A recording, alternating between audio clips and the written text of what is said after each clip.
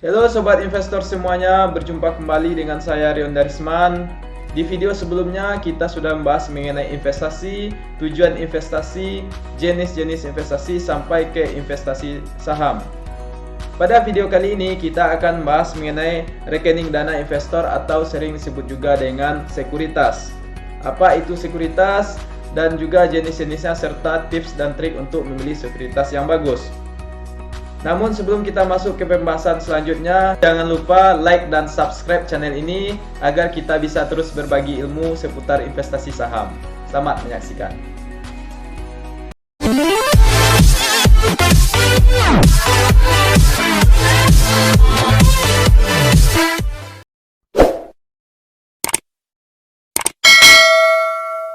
Oke sobat investor, kita lanjutkan materi pada video kali ini. Apa itu perusahaan sekuritas?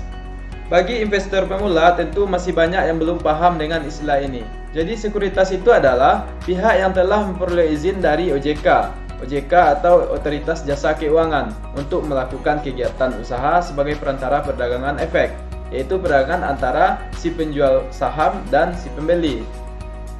Untuk lebih jelasnya bisa kita lihat ilustrasi pada layar monitor saya berikut ini. Seperti yang kita ketahui, terjadinya sebuah transaksi jual beli itu dikarenakan adanya si pembeli dan si penjual. Begitupun dengan saham, adanya si pembeli investor sebagai pembeli saham dan juga pemegang saham sebagai penjual. Dan posisi sekuritas di sini di mana? Yaitu posisi sekuritas itu adalah sebagai perantara antara pembeli saham dan si penjual saham. Jika seorang investor ingin membeli saham, maka terlebih dahulu dia harus menyetorkan uangnya ke perusahaan sekuritas. Begitupun sebaliknya, penjual saham atau pemegang saham, jika ingin menjual sahamnya, terlebih dahulu dia akan mengajukan kepada perusahaan sekuritas. Maka di perusahaan sekuritas tersebutlah terjadinya transaksi jual beli saham. Oke, selanjutnya yaitu jenis-jenis sekuritas. Di Indonesia ada banyak sekuritas yang terdaftar, bahkan lebih dari 100 sekuritas. Namun pada materi kali ini saya mencontohkan beberapa sekuritas saja. Seperti yang terlihat yaitu ada BCA Sekuritas, ada Mandiri Sekuritas, BNI Sekuritas, Mirai Aset Sekuritas, Indo Primer Sekuritas, dan Ajaib Sekuritas. Ini beberapa contoh yang akan saya jelaskan. Yang pertama ada fee beli. Fee beli di sini maksudnya adalah jika kita membeli suatu saham di sekuritas, maka sekuritas tersebut akan mengenakan biaya transaksi yang akan kita lakukan. Dan fee jual. Fee jual di sini adalah jika kita melakukan penjualan dari saham-saham yang kita miliki, maka kita juga dikenakan biaya transaksi. Jadi masing-masing sekuritas ini biaya transaksinya itu berbeda-beda. Kemudian selanjutnya minimal deposit. Minimal deposit maksudnya adalah setiap sekuritas mempunyai ketetapan dan ketentuan masing-masing.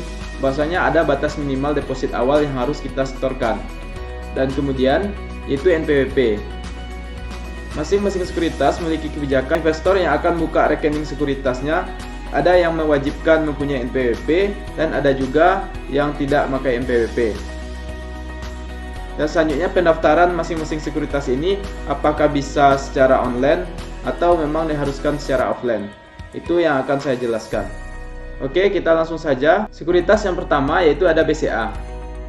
BCA mengenakan biaya fee belinya yaitu sebesar 0,18% kepada investor. Kemudian fee jualnya yaitu sebesar 0,28%. Dan kemudian minimal deposit untuk BCA ini adalah sebesar 1 juta rupiah. Kemudian untuk NPWP, BCA ini opsional. Opsional maksudnya adalah jika ada NPWP boleh kita tambahkan, jika tidak ada juga bisa kita mendaftar di sekuritas ini. Kemudian pendaftarannya yaitu bisa online. Yang kedua yaitu ada Mandiri Sekuritas. Mandiri Sekuritas ini mengenakan biaya fee belinya kepada investornya yaitu sama dengan BCA Sekuritas sebesar 0,18%. Kemudian fee jualnya sama juga dengan BCA sebesar 0,28%. Dan kemudian yaitu minimal depositnya adalah sebesar 3 juta rupiah. Dan NPWP pada Mandiri Sekuritas adalah wajib. Pendaftarannya juga bisa dilakukan secara online. Dan yang ketiga yaitu ada BNI Sekuritas. BNI Sekuritas ini fee jual dan fee belinya lebih kecil dari BCA dan Mandiri Sekuritas, yaitu sebesar 0,15% fee belinya. Dan kemudian fee jualnya yaitu sebesar 0,25%. Dan untuk minimal depositnya yaitu sebesar 100.000.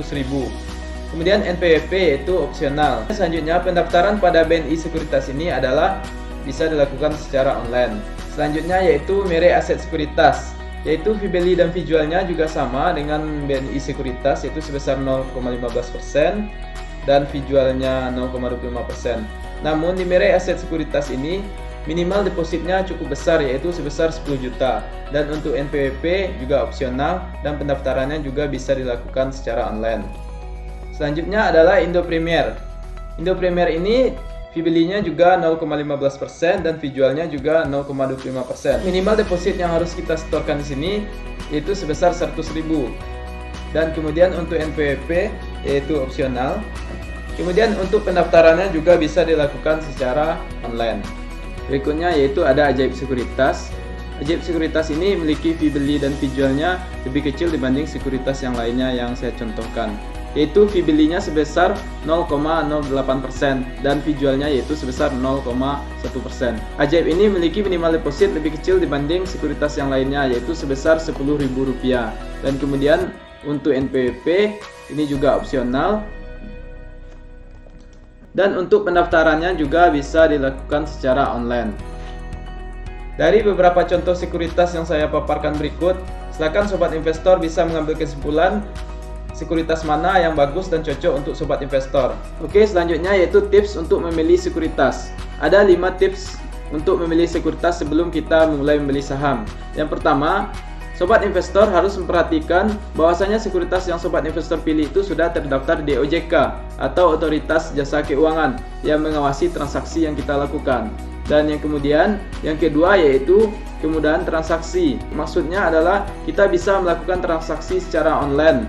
Dan itu bisa lakukan apakah lewat handphone ataupun lewat komputer. Yang ketiga yaitu adanya riset yang diberikan.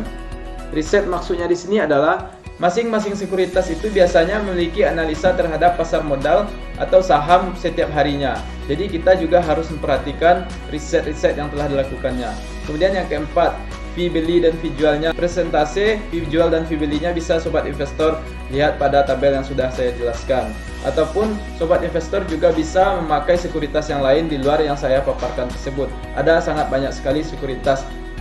Yang kelima yaitu customer service, yaitu adanya pelayanan jika sobat investor mengalami kendala ataupun akun sobat investor bermasalah, maka customer service-nya melayani dengan baik. Oke, sebelum saya mengakhiri video kali ini, saya ingin mengingatkan lagi bahwasanya itu adalah sedikit pemaparan yang saya sampaikan mengenai jenis-jenis sekuritas. Namun semua keputusan pilihan dikembalikan kepada sobat investor masing-masing. Sekuritas mana yang cocok dan bagus untuk sobat sekalian. Itu saja video kita pada sesi kali ini, dan pada video selanjutnya saya akan menjelaskan bagaimana membuka akun sekuritas dan akan saya ambil dari salah satu contoh yang telah saya jelaskan sebelumnya. Dan jika ada saran dari sobat investor, sekuritas mana yang akan kita jelaskan pada materi berikutnya, silahkan tinggalkan di kolom komentar di bawah ini. Sekian video dari saya, terima kasih, bye bye.